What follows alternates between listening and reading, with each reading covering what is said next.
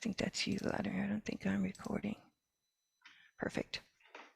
Let me just change my view.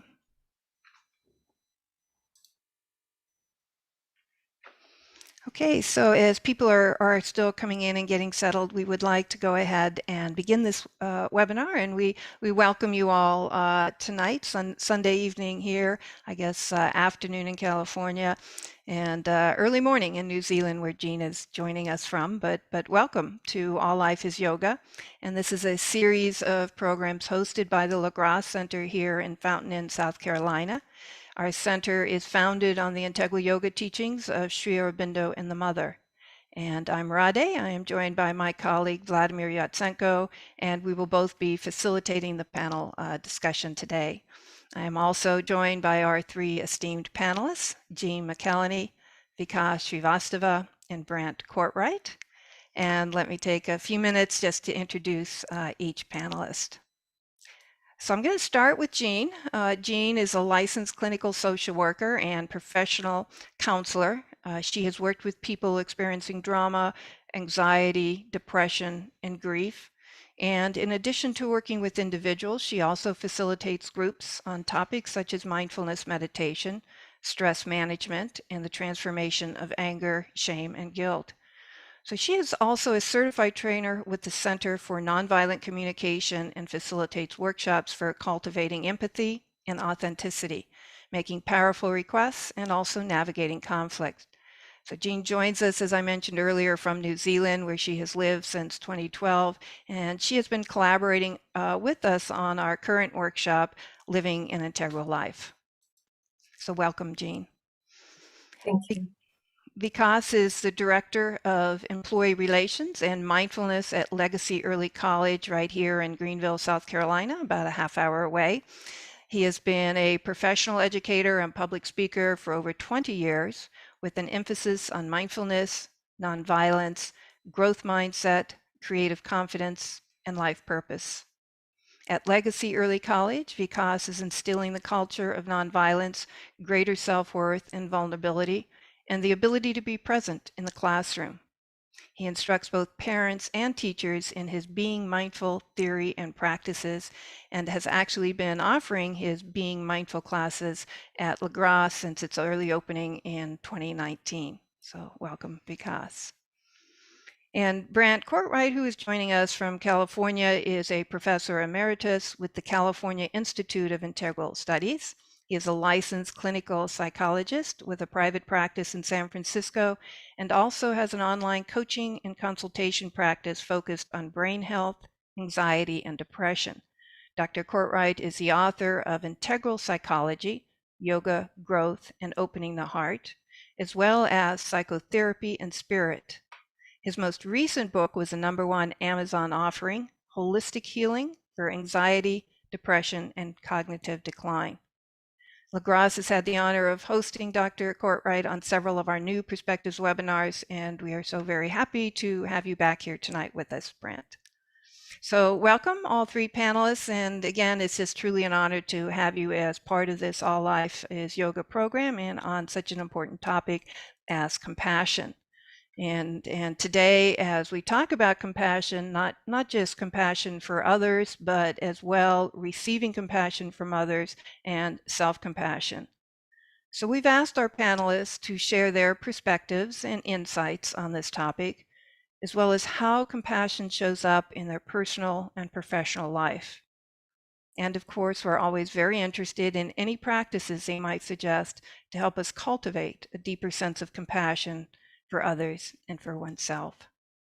So we will be having time at the end of this webinar for questions and answers. So at any time, please feel free to use the Q&A box rather than the chat box to post any of your questions.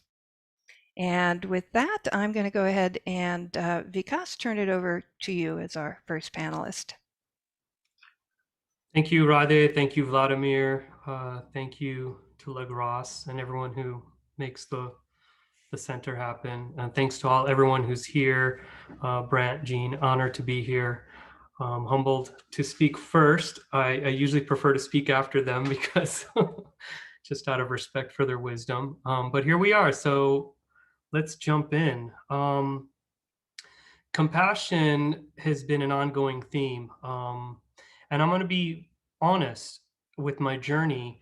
In my own practice, the practice of what we call metta meditation or loving kindness meditation was the hardest part for me. For most people, that's their point of entry. That's the part they like. For me, it was a little bit difficult. I just felt very kind of abstract, a little forced, a little kind of foofy. Like, okay, we're just going to send out good vibes. So it's been an interesting journey, and I feel my journey began through nonviolence, and that's how my journey got into mindfulness and a lot of other things. And nonviolence is interesting. It really saddles that boundary between justice, political justice, as well as spirituality. And that's where we find that overlap. So, what I wanted to talk about was how it's resurfaced recently as employee relations in human relations and kind of having to facilitate intensity, facilitate conflict, facilitate trauma, the trauma of being a person of color in a system where police brutality has always been going on, but now because of technology, we're very aware of it. The Capitol building, George Floyd, these issues of diversity, equity, inclusion have really come to a forefront. Issues of sexism have come to a forefront. Issues of just equity amongst people with different sexual preferences and sexuality, and just amongst people of all differences. And so we've had to facilitate different conversations, and they get really intense. And nobody wants to hear the word neutral. Nobody wants to hear the word keep your calm. Everyone wants to fight. This is like the time of fight. We all want to kind of fight for our view. So when we work with the DEI stuff, the diversity, equity, and inclusion, I absolutely understand the intensity, the trauma, and I understand the history of working through nonviolence. And here we are again, kind of having the same discussion, literally the same discussions around certain injustices. And so the question becomes, well, how do we have compassion? How do we have compassion in this day and age when we've kind of talked about it, we've gone over it? And what came to me and what continually comes to me and always deepens is whatever it is that we do, we have to drink the intention first. We have to drink that intention. And so even if we were like, if I'm going to kill an ant, this millisecond before I kill that ant, something goes through my body, a certain fierceness comes, and I pick up something and I kill the ant, or I squash the ant. It's not a feeling of joy. Even such a small thing as killing an ant, like you can, if you really are sensitive to that, you'll feel this certain energy, this thought. You have to drink that before you kill the ant. And in the same way, when we hate someone, or when we get angry at someone, or when we get angry enough that we be willing to be violent against someone, we have to drink that. It's like a potion, right? We have to drink that potion before we can do that work. And so the first piece is really just asking ourselves, is that the goal? So when we lack compassion, we have to ask ourselves, is that the goal? What am I drinking in this situation right here? And the other, as we become sensitive to this whole process of us becoming all that we are at every moment, our thoughts and our actions really defining who we are, not only on a spiritual level, but chemically, all the whatever's releasing in our bodies and all of that. As we reflect deeper and deeper on that, what we begin to notice is what I call parts make the whole. So if you have a glass of milk and you put a drop of poison in the milk, it doesn't mean that that drop of poison is floating around in the glass of milk. The whole glass is poison. So we are made up of small parts, and all those parts make the whole. And whether we look at that as a person and what's happening inside of us, or we look at that as individuals in a society, however we look at that, what we'll notice is as we break things down into smaller parts, we begin to understand the whole. And as we go into that process, if we go deeper into the parts make the whole, we find that we are simply particles, a molecular reality. And in that molecular reality, we are truly, on a physical sense, we are connected to each other.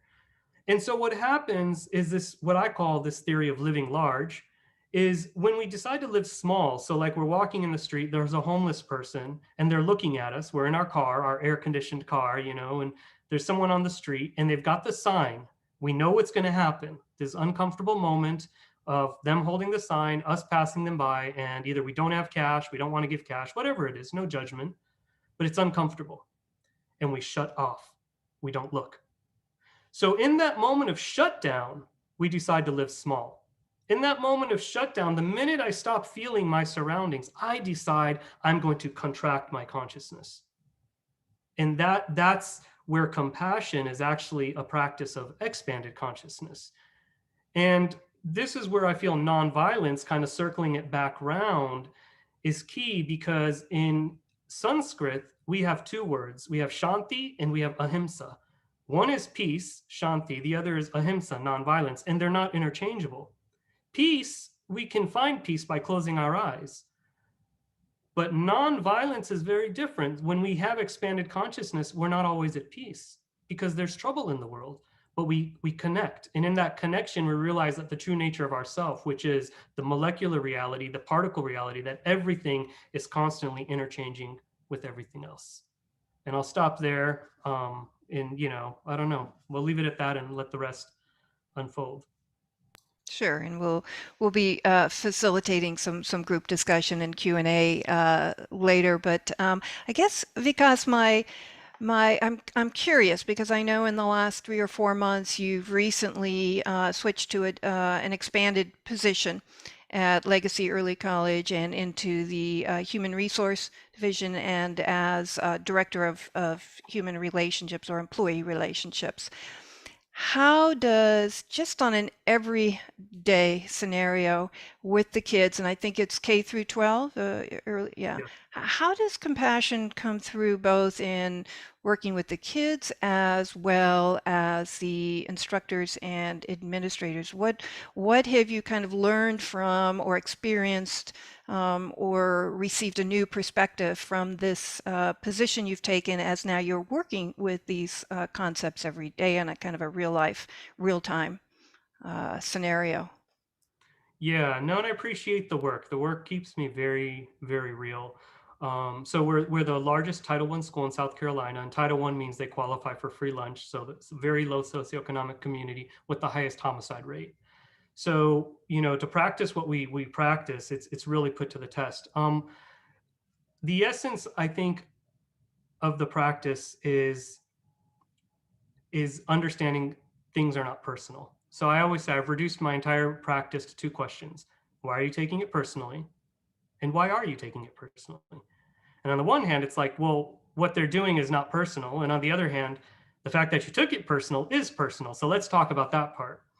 When we talk about that part, one of the techniques that has been proven to really be useful to all ages of people is asking yourself, how is this other person making me feel? If that's where the compassion is, right? So someone is frustrating us, and I'll give a quick example. I was teaching an advisory group of young boys, and these were actually some of the more challenging men in the school, boys in the school. And so one of the boys comes in with his earbuds in his ears, and they know they're not supposed to have that in the class. I mean, that's a rule. And he had it so loud you could hear the music on the outside. And he comes in and he sits down, and I said, okay, you know what? I'm going to let him do his thing, and when the bell rings, he'll take it out. The bell rang, and he just sat there, and everyone's looking at me. They're looking at him, looking at me, like, okay, what's mindfulness guy going to do, And so I looked at him and I said, hey, man, go ahead and pull your earbuds out. And he looked at me and he said, huh? I said, pull your earbuds out. And he pulled one out. He said, what did you say? I said, you need to take those out. And he goes, yeah. And he puts it back in and just sits down. Now, okay, we've got a challenge, right? We got the student challenging the teacher. So in this moment, an impulse would be, okay, you're challenging me, so I'm going to show you who has control. Now, this is what I call the Kung Fu technique. That's my impulse. Okay, you challenge me, you're taking away control. I'm going to show you who has control. Now, if I ask myself, how is he making me feel? Well, he's kind of making me feel small. He's kind of making me feel like I don't have control. And he's kind of making me feel unrespected, like we don't have mutual respect. We don't have a relationship. This is the Kung Fu part. When you can understand how another person is making you feel, you understand how they feel. He's experiencing a lack of control. He's experiencing a lack of relationship. he's experiencing a lack of respect. Now, okay. So if he's experiencing a lack of control, the last thing I need to do is take away the control. If he's experiencing lack of respect, the last thing I need to do is disrespect him. So guess what we did? We ignored it. And I just taught the whole class. And everyone was kind of tripping out, like, wow, Brother V, or Mr., they call me Brother V. Oh, Brother V is just going to let that go. Then the bell rang and it was time for them to leave. They all got up to leave. I looked at the kid with the earbuds. I said, you hang out. Let's talk for a second. He's like, oh, all right. You know, giving me the attitude, arms crossed, facial. I said, come on in my office. We sat down. I was like, you need some water? You need something to eat? He goes, no. I was like, all right. I was like, well, what's really going on? He goes, I was like, well, I feel like we kind of have a different relationship, and this is not usually what it looks like. Then he started to tell me what's going on. You know, he was not, there was a lot of stuff going on in the home life, a lot of stuff going on with his girlfriend. He was feeling disrespected. He was feeling a lack of control, all the things that he was making me feel. So this is how we develop compassion. You simply ask yourself, well, how's this person making me feel? And then that'll tell you how they're feeling. And the second piece, I know we're kind of going over time. I'll go through it quickly. And this works with all ages again, but it's beautiful with young children, like at the elementary school level. I love this one.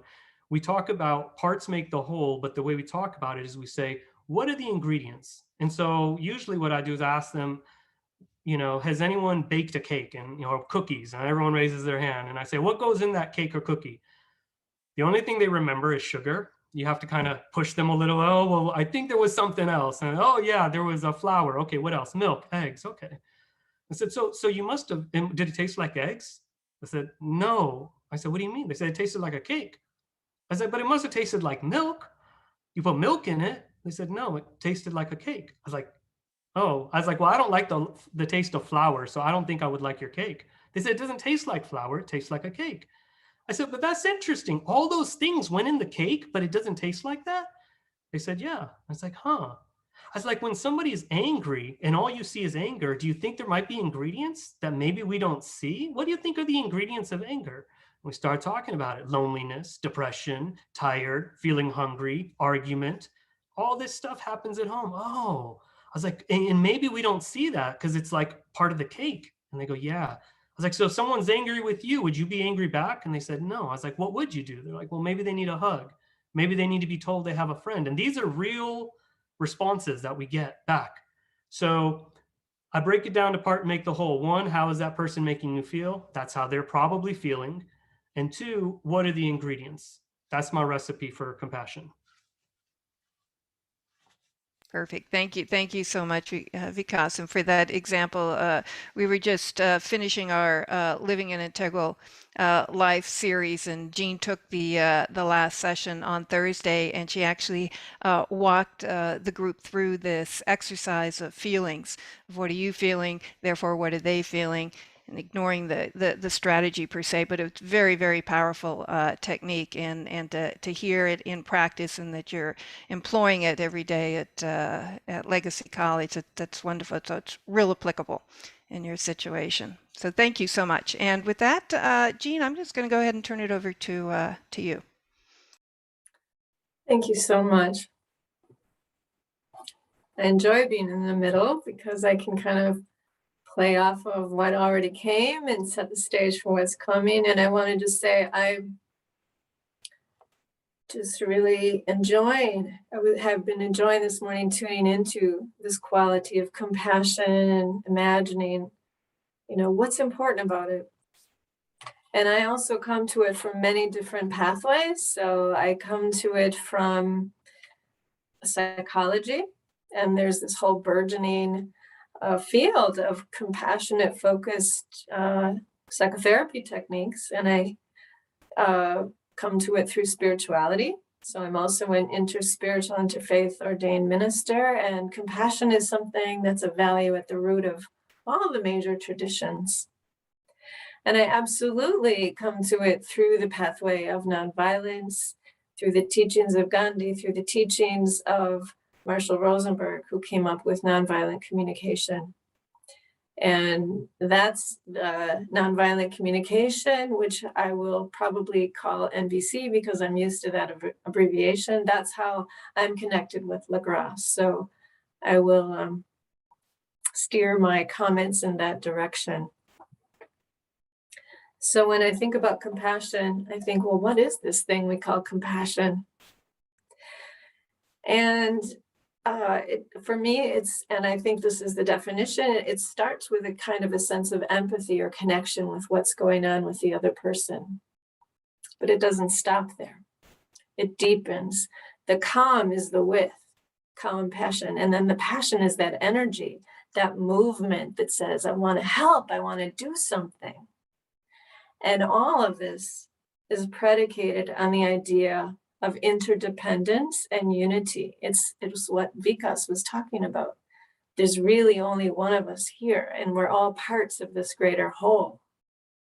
So if I help you, I'm helping us, and that helps me. We're all in this together. And it's that place where presence, it has to start with some kind of presence, some kind of awareness, some kind of mindfulness that's just aware of what's going on, and then that intention to be aware. And then from there, it moves us to the empathy and then to the action. But where does this all live in me, in us? So there's an element of mind, of attending, but there's this element of soft heart. So for me, when I'm not in compassion, I'm in that place of thinking and judging and blaming and thoughts about what's wrong and whose fault is it? All those kinds of things. Who should be doing what? How should the world be different? How should life be different? How should they be different? Or even how should I be different if I'm judging myself?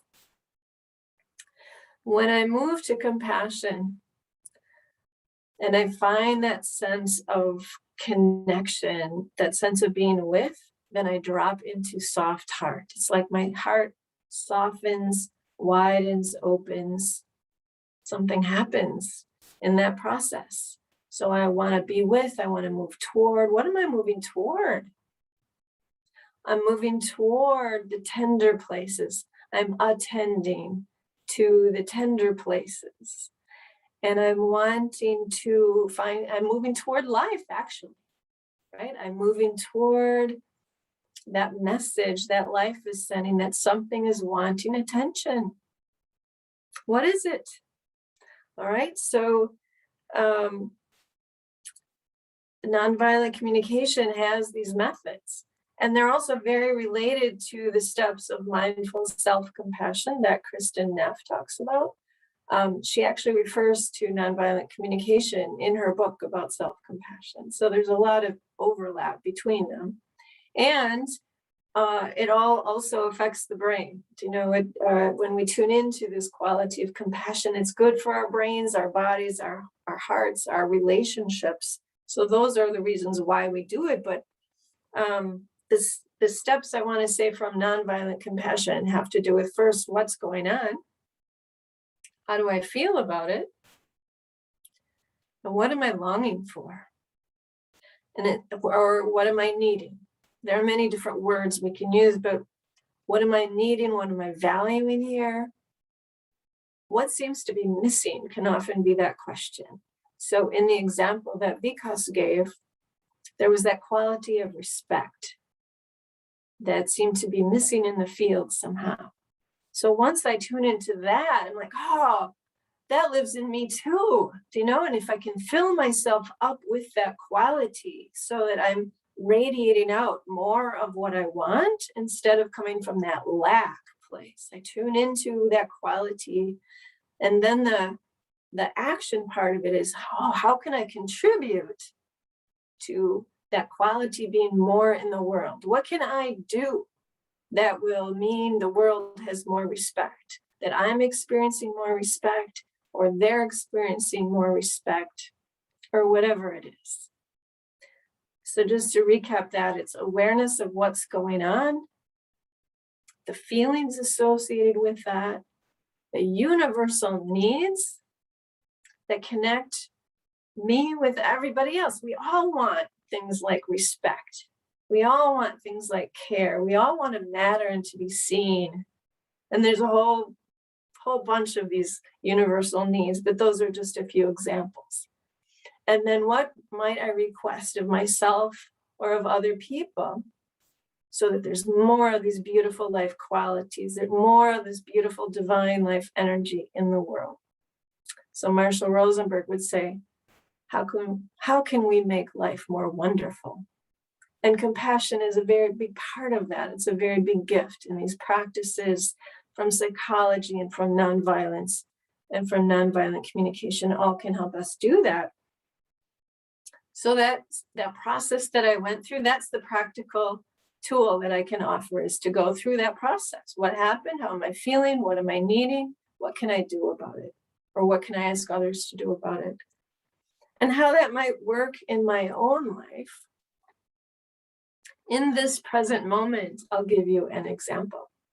So in this moment, if I'm not in self-compassion, I could go to self-judgment and I could say, oh, I'm not doing this right. I don't know enough to be on this panel. Oh no. And I could judge myself and get all caught up in that. And I've had moments of that, right? But if in this moment I live self-compassion, I can say, oh, how am I feeling? Well, I notice my heart is beating a little bit faster than normal.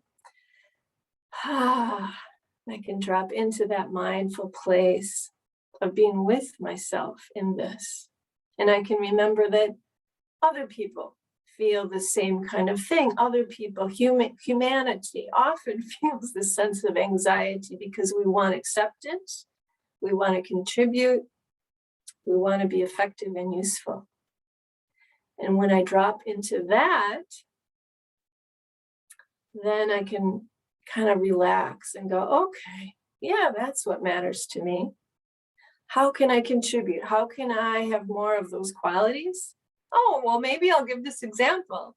Maybe this example from this own present moment will be a contribution to others and help me connect with them and be useful. So, yeah, that's what I've got for this moment. I'm open to questions.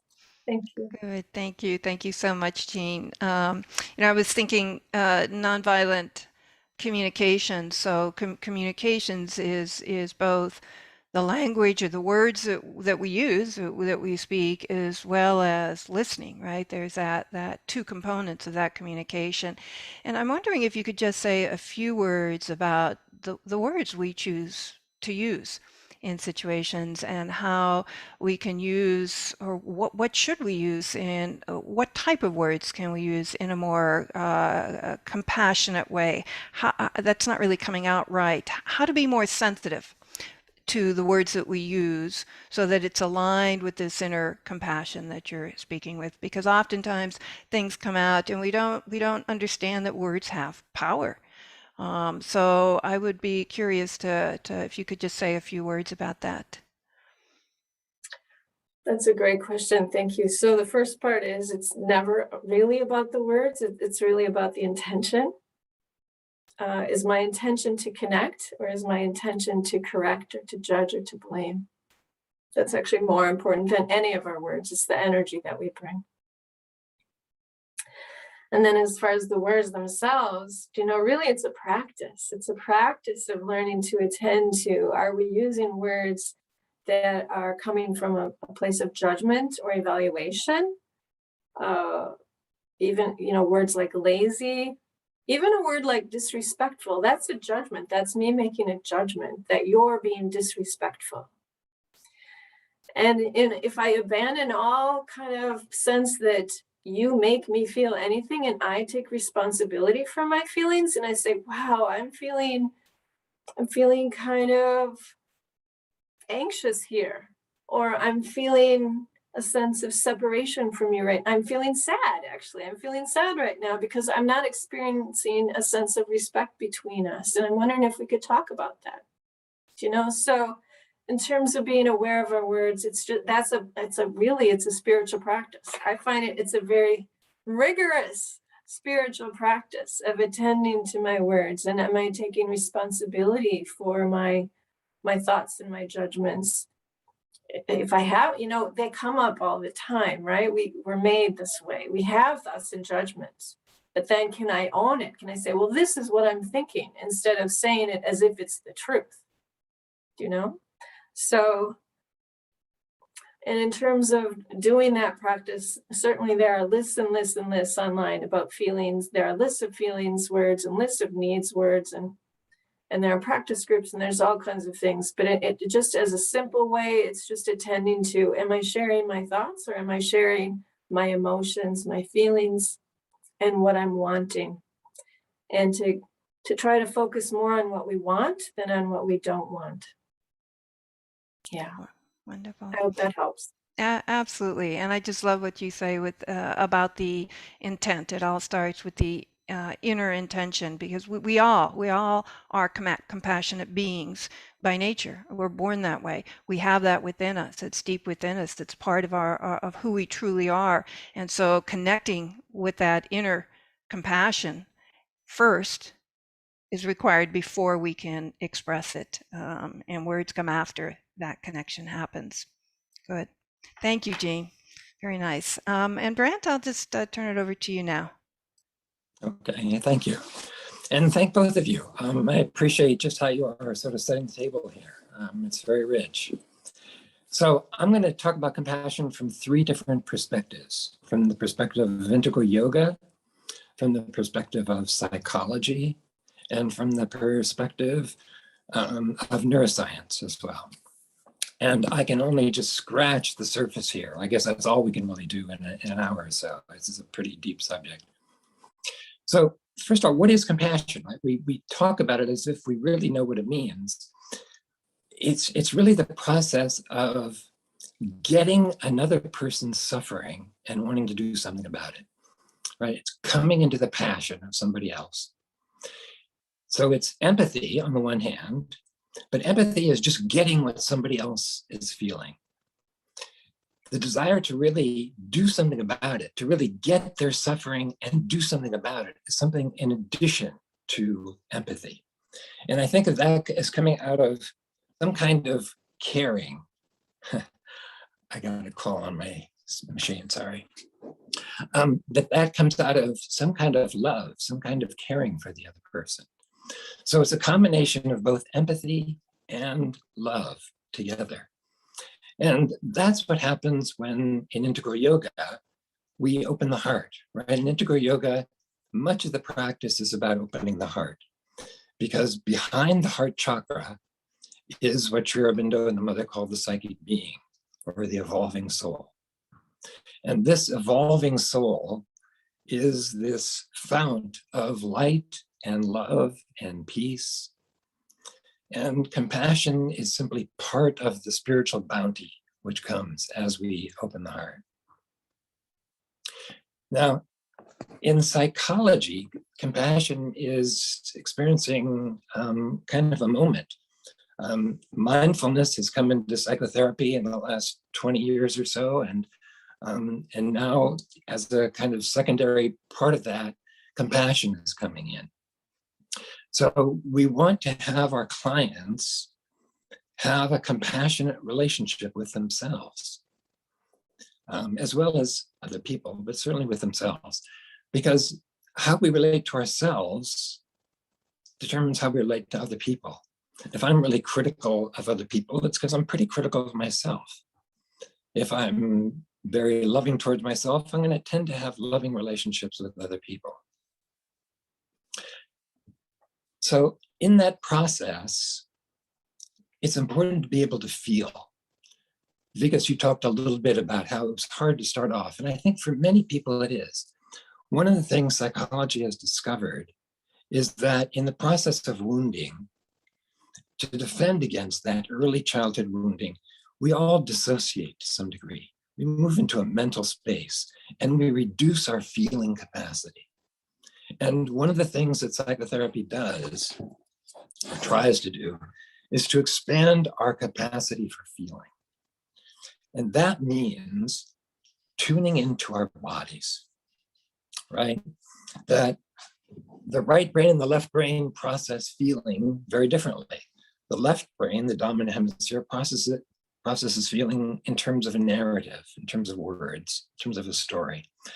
But before the left brain knows how to do that, it needs to know what it's feeling. And it gets that from the right brain, who gets it from a primary body sense that happens in the torso area. And if you look at this from the perspective of the chakras, right? The first chakra at the base of the spine is involved with the physical body. 2, 3, and 4 are involved with emotion. And 5 at the throat gets to be what Sri Aurobindo called the externalizing mind. It gets to be more mental. So between the throat and the base of the spine is where feelings happen. And the resonance in the physical body from our subtle body is how feelings happen in the body. And so one of the things in psychotherapy that psychotherapists discovered is that people who change in psychotherapy are people who can come into their body and get a felt sense of what they're actually feeling. And so I think that's an important thing also, is to really work on the process of really feeling, right? That it's not just a mental thing. It's not just something we sort of talk ourselves into. It's something we tune into. Okay, so expanding our capacity for feeling by coming into our body, and particularly coming into the heart, right? One of the primary meditation practices in integral yoga involves centering in the heart. And particularly with some of the higher emotions, they emanate from the fourth chakra, and certainly compassion is part of that process. The third perspective I'd like to just touch on is neuroscience, because compassion is really good for the brain. Jean, you touched on this. It's very good for the brain in a number of good ways. One of the things that happens in compassion is that there's a release of oxytocin.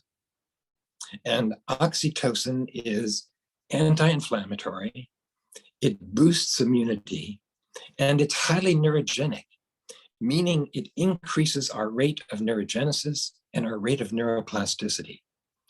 And when our rate of neurogenesis and neuroplasticity are high, we feel good, we feel strong, we feel alive, we feel awake.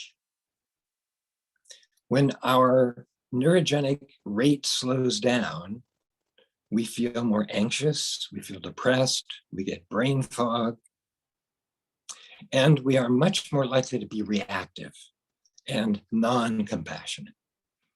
So compassion practices, or heart-opening practices, are good for the spirit, good for the psyche, and also good for the brain. It's a trifecta of health benefits we get here. So let me just stop with that. Thank you, Brant, and I love that you brought it down to the body and actually feeling, being aware of that feeling. I wanted you brought up integral yoga, and as you know, Sri Aurobindo and the mother spoke about divine compassion, and I wanted to just share a quote that had just a profound impact on me. I wanted to share it with our attendees and all panelists, and not so much a question to you, but just any response or comment or what comes, to mind with this quote would be helpful. So I'm just going to screen share here, and just let me know. You can see it? Yes. Okay, so this is actually the mother on divine compassion. And she said, "The passion of pity with its impure elements of physical repulsion and emotional inability to bear the suffering of others has to be rejected and replaced by a higher compassion, which sees, understands, accepts the burden of others, and is strong to help and heal, not with self-will and revolt against the suffering in the world and with ignorant accusations of the law of things in their source, but with light and knowledge and as an instrument of the divine in its emergence." So there's a lot here, and truly, it is speaking at a level of divine compassion. But I wonder if this is reachable. I mean, it speaks here of us, and through some of these practices and through evolution. If you have any thoughts or comments, Brant, and I would appreciate it. Yeah, it's a lovely quote. It seems to me the mother is also kind of getting to some of the shadow side of compassion, Right. which is pity, right? The compassion is not pity. Right. It's not kind of just feeling sorry for people. It's really about seeing their suffering, bearing it, as she says, really being able to see it, really being able to get it, and then wanting to do something about it. Another part of the shadow side of compassion, I think, is where we not just empathically get the other person's experience, but where we identify with it. And we feel like, that is us. Empathy is not identification. Empathy is where we sort of, we put ourselves in the other person's shoes as if we are them, but knowing that as if is still there. There's a boundary there, as opposed to identification where we just become it. And I think another sort of shadow side of compassion is something I see a lot in the helping professions, which is compassion fatigue, where people are doing compassionate work in the world, but it ends up in burnout. It ends up in where it's just like it's too much, and there's not enough kind of self-care, you could call it self-compassion, to really take care of ourselves, that we need to be in good shape in order to work, in order to be of service to the world. And so compassion fatigue, I think, is another kind of shadow side of all of this that I think just needs to be out there as well. Great, thank you. It comes to mind too that oftentimes we may equate compassion with doing something about the situation, stepping in, helping, feeding, hug, whatever it might be. But also compassion is what I call holding space, standing back, letting that person process what's going on and not necessarily feeling you've got to step in and interact and stop the suffering. It's sort of what you were saying, is to understand is the most important thing, knowledge and where they're at, and not to feel that to be compassionate you must interact with the situation, but oftentimes just holding space for that person to go through their process. I mean, obviously it depends on the situation and the age of the person, but that holding space is a powerful way of having compassion for others. So, yeah, that's a really good point. That sort of rushing in and trying to fix it often is not the most compassionate thing to do. It's simply being with the person, really holding it. That is the most powerful doing. That is the most powerful action that can occur at times. Yeah. Thank you for that. And I think I'll thank all three of you. And I would just remind our attendees, please feel free to type in the Q&A box any questions you have.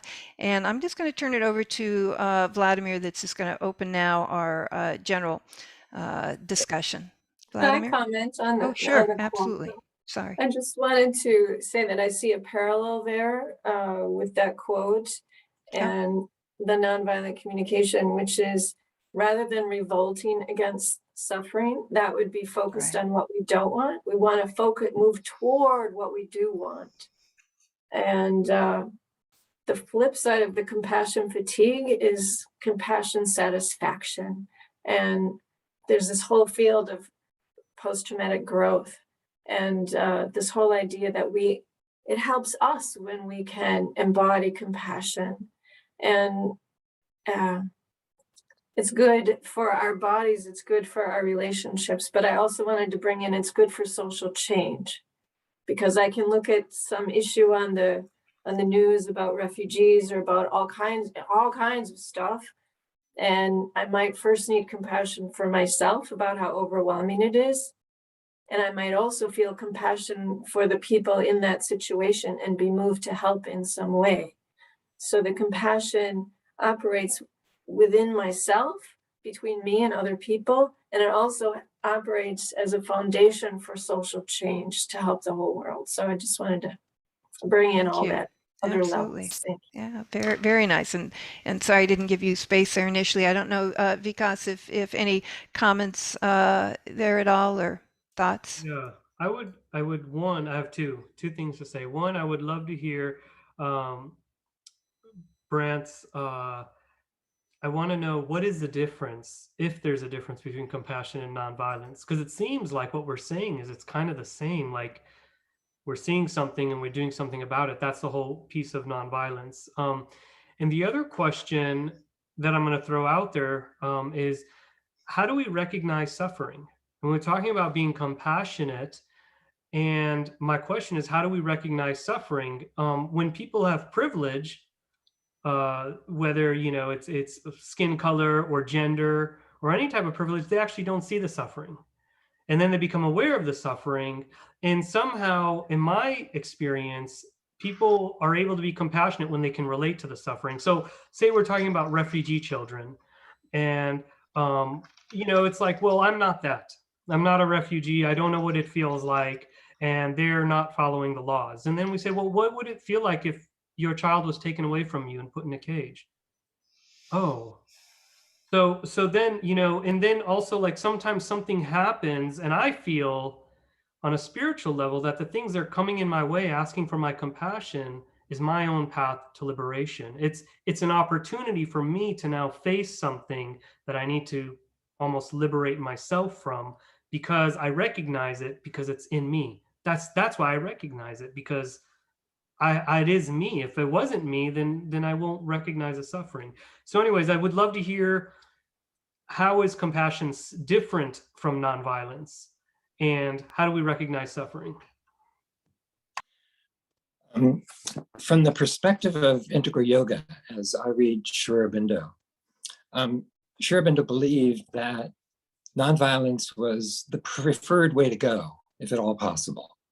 However, given humanity's current state of evolution, it wasn't necessarily the best way to go. For example, World War II with Hitler. Srivastava was extremely critical of Gandhi's stance of nonviolence towards the Germans and Hitler, and encouraged Indians to join with British, fighting against the Germans. And the Bhagavad Gita is, of course, you can look at it as kind of a treatise on a war. But what Sri Krishna is advising Arjuna to do is to fight not out of hate, not out of anger, but out of love, right? That if they don't fight that battle, it's going to be a reign of darkness that's going to be terrible for the world. So that sometimes the most compassionate thing, it can be extremely violent. So I think equating nonviolence and compassion it's not quite the same. It's very nice that we moved through this topic. So basically the second half of this was to discuss these issues among our group, our presenters. So it's lovely that these questions were kind of addressed. And I also want to ask another question, which is coming to me all the time, that we speak about compassion only in negative terms. So we have to identify with somebody's pain, anxiety, help, always help. But there is another part to compassion which we never mention, and that is more positive part, where we rejoice together, where somebody is happy, and I can join that happiness and feel it fully within myself. And this is something we don't really do for some reason. We value that negative compassion, help, more than this joining the deeper sense of happiness and realization in others. Somehow we believe that if someone has this idea of, or already reached some level of freedom and happiness and realization, we don't need to be there. Somehow he is already full, completed, so why should we join him? But this is again a wrong notion. There must be some other solution to it. And I may be provoking something unexpected, kind of widening the scope of compassion, calm together passion, feeling together, oneness of feeling, being one in the vital, spiritual, psychic, physical terms, becoming one in life. And that is including also the positive exchange. What do you think about it? It's a provoking thing. It's lovely. I love that idea. I think of that as kind of resonance, right? With a higher state or with a more joyous state.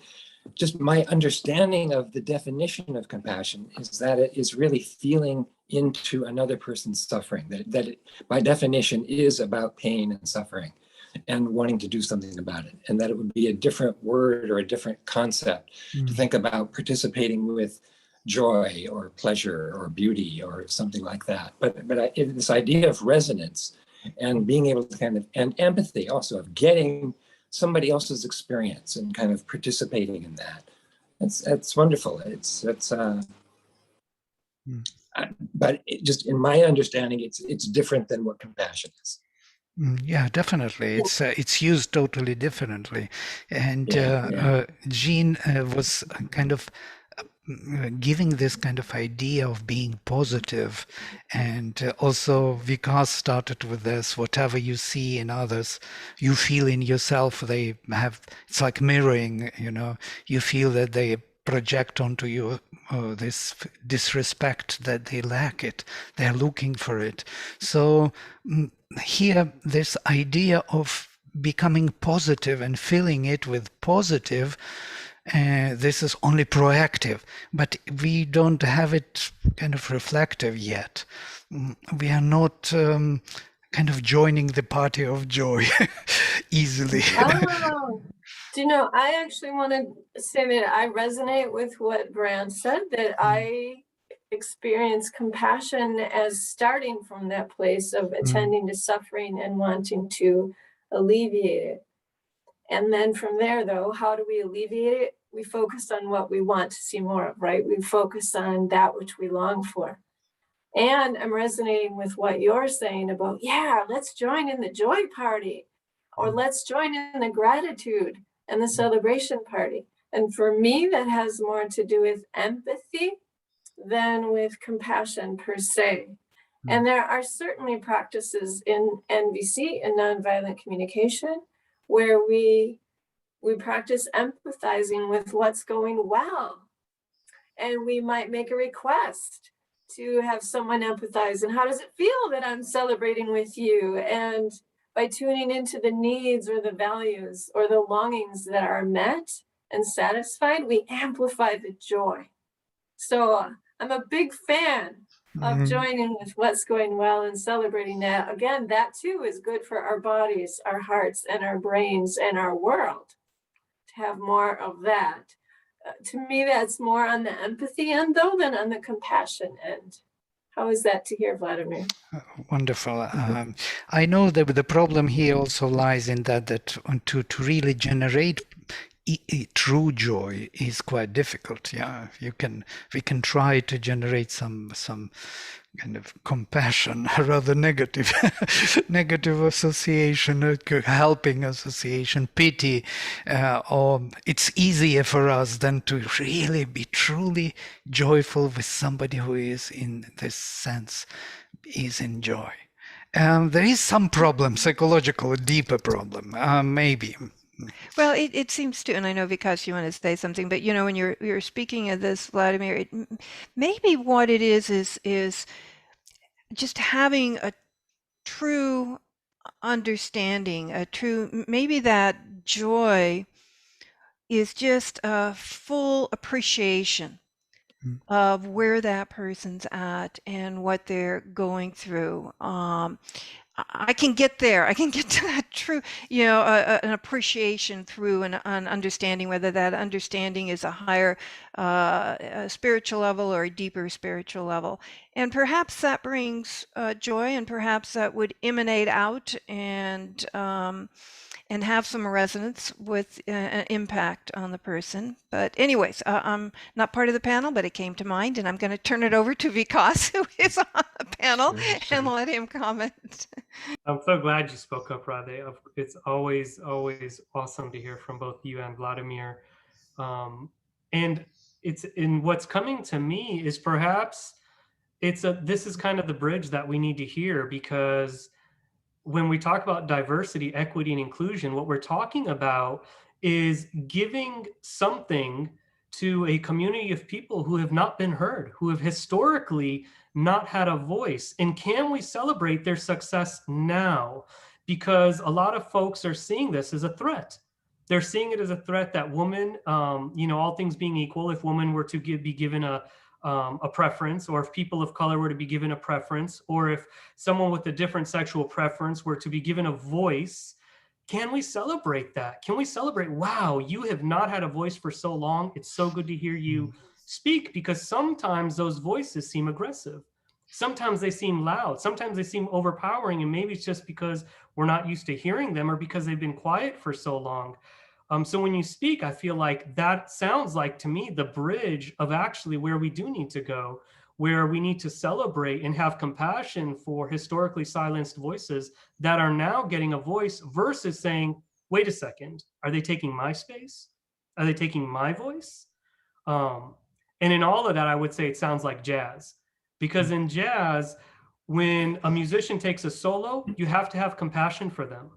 And the reason you have to have compassion for them is if you don't support them, they're going to look really bad. They're going to crumble. Like you really have to have compassion. Like as a drummer, you think about what you're doing, because they're in the limelight, not you.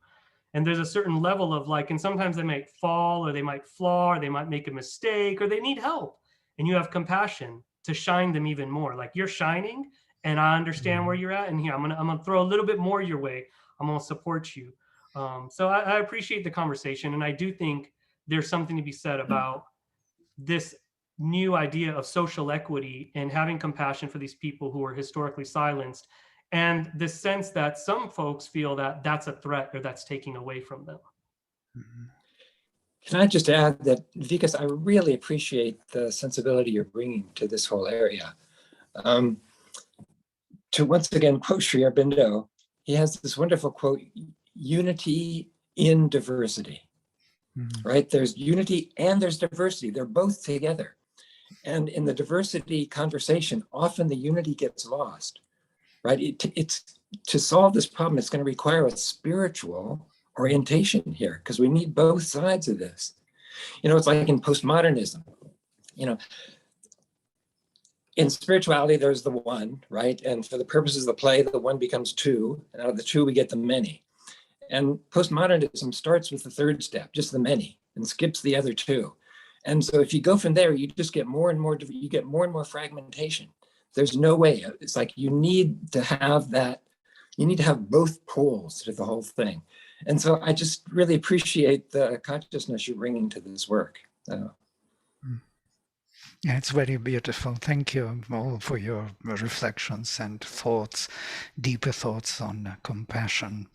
There is a beautiful passage in Savitri which also kind of triggers my thinking, where when Ashwapati comes to the highest realization and has this experience of absolute, of incommunicable, and there he hears the voice where he realizes everything, and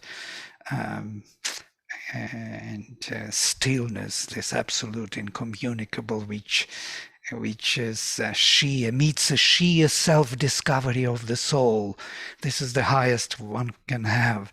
A wall of stillness shuts it from the world. A gulf of stillness swallows up the sense.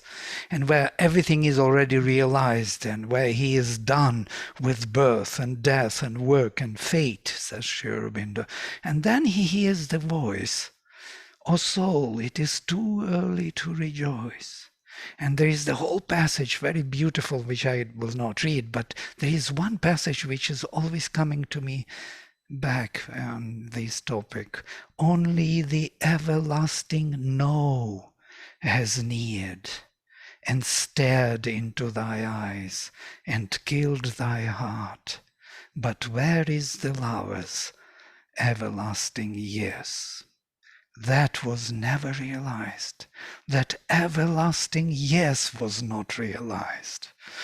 And that is something, so with this no, we can go to the extent of full self-realization, but then we have to come back to the world, and that is the compassion, and bring all that richness of realization back to the world and establish that everlasting yes in the world.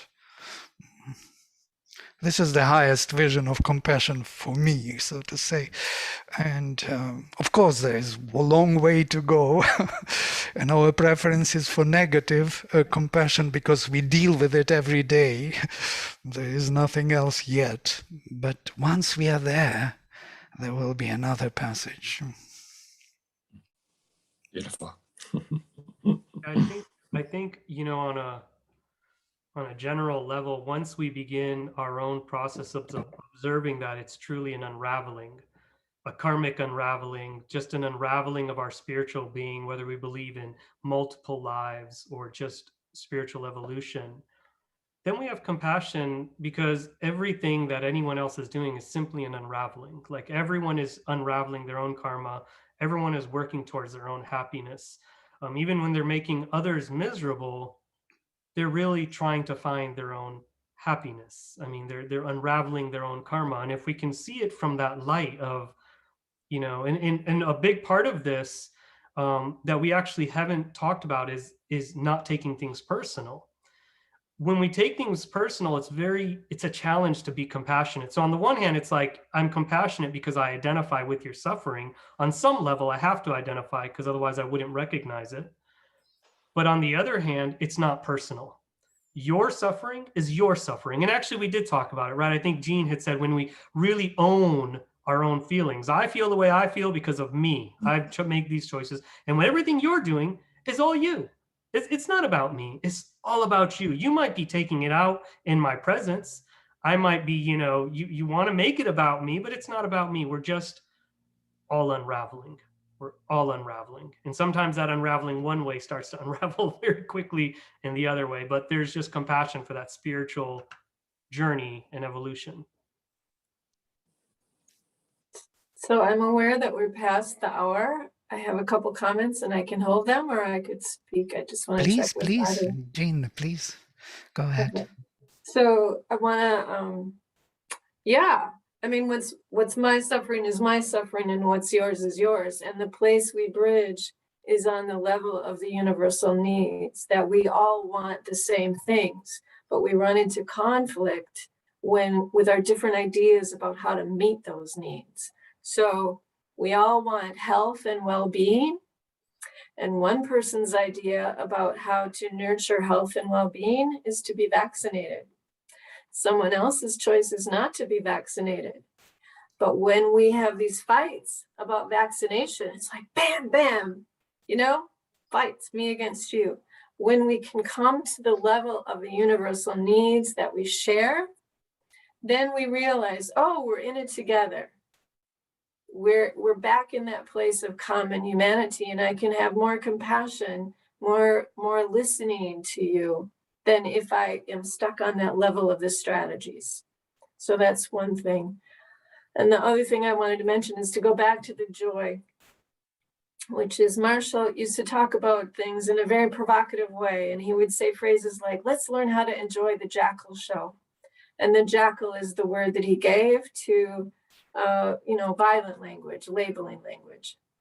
And the way that you can find joy, even if there's so-called negative stuff happening, coming at me, if there's judgments coming at me, or even if I'm watching something on the news, the way that I can learn to enjoy that is by first allowing the feelings in the morning, the grief or the anxiety or whatever, and then to go deeper back to those universal needs, and I can enjoy the life that whatever's happening is pointing to.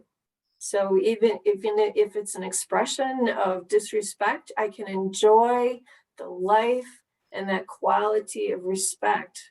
Or whether it's an expression of, whatever it is, an expression that's coming from pain underneath, that pain is pointing to love and life. And if I can learn to listen deeply to the core of it, that place where we all are one, then I can enjoy it. Now that doesn't mean, I sit there and just enjoy the pain. It means then I can tune into compassion, and how can I amplify that which I can feel more joyful about, that which we both want. Anyway, so those are a couple things that came to me. Beautiful. I apologize. I'm going to jump in because there's something in the Q&A that I saw, and I want to address that because I deal with this quite a bit. Especially in the school situation, given social media, the news, it really affects the scholars, it affects the staff, it affects the parents, and then it really it just magnifies. It turns into like something really big. Like we had our crossing guard. The school is primarily Hispanic and African American, and the crossing guard wore a mask that said Blue Lives Matters.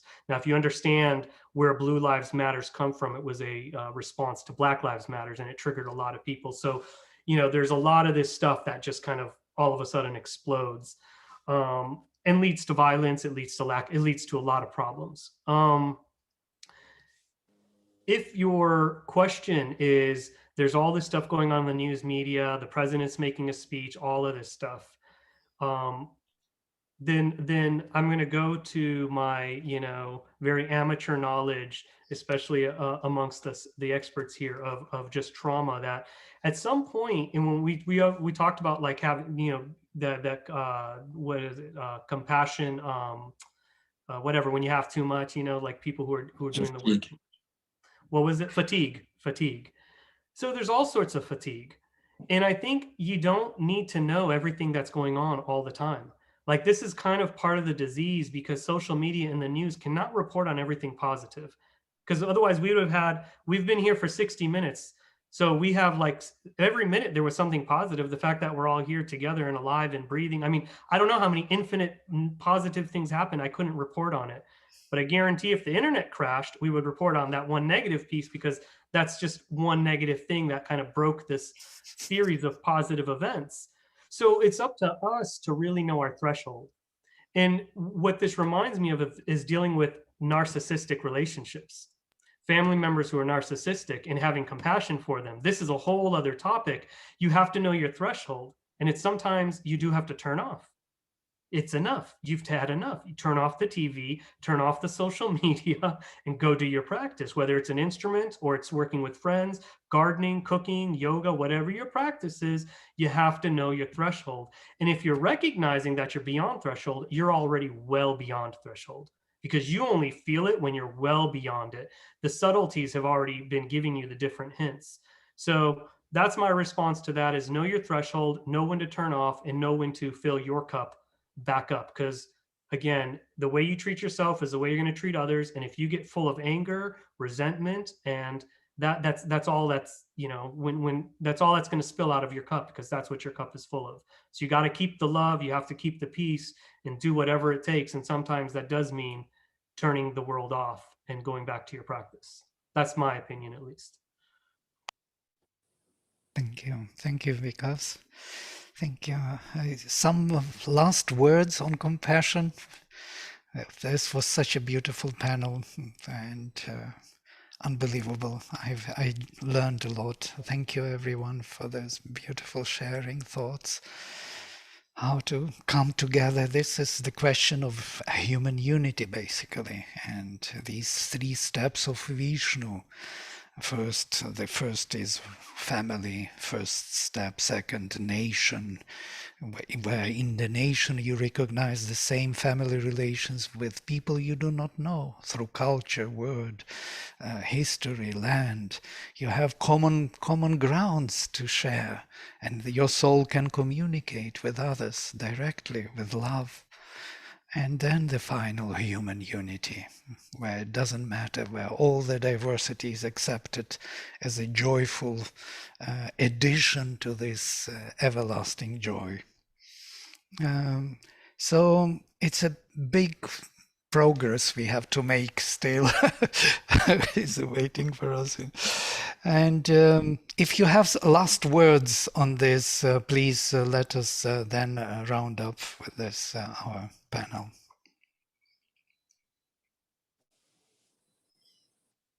Some message to our listeners, to humanity, to yourself, to us. I would say one of the things that came out of this, whatever unprecedented political divide or whatever you want to call it, is find common ground before building bridges. If we can't understand why someone we disagree with makes absolute sense, if we cannot truly understand their logic, then nothing we say is going to build a bridge. So I think if we dig deep enough, we will find common ground. We're all made up of the same stuff inside. We're 80% or more the same. So we can always bring things down and understand and find common ground before attempting to build bridges.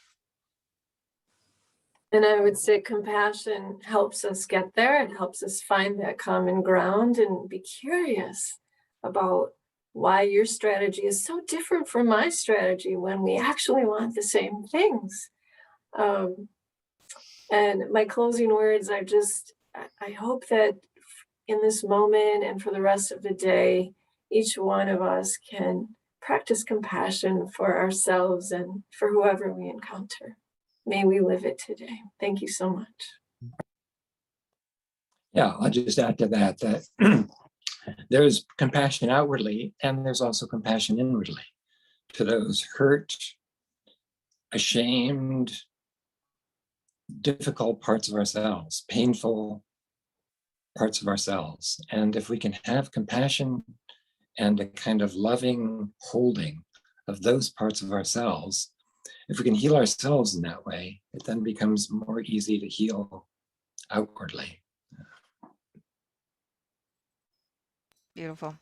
Absolutely. Well, thank you all. Just really appreciate you sharing with us your insights and just your real life experiences and all this. And seems Vladimir has taken us to the heights, and we can still kind of stay one foot on the ground and come together between these two. So it's lovely to take off and then come back and land for a bit. But we thank you all. We thank our attendees for staying with us and showing up. And if you have any questions or comments, just feel free to email me at LaGrasse. It's on our website. And we just thank you all again so much for your wisdom today and sharing. Thank you all. And thank you too, for doing this.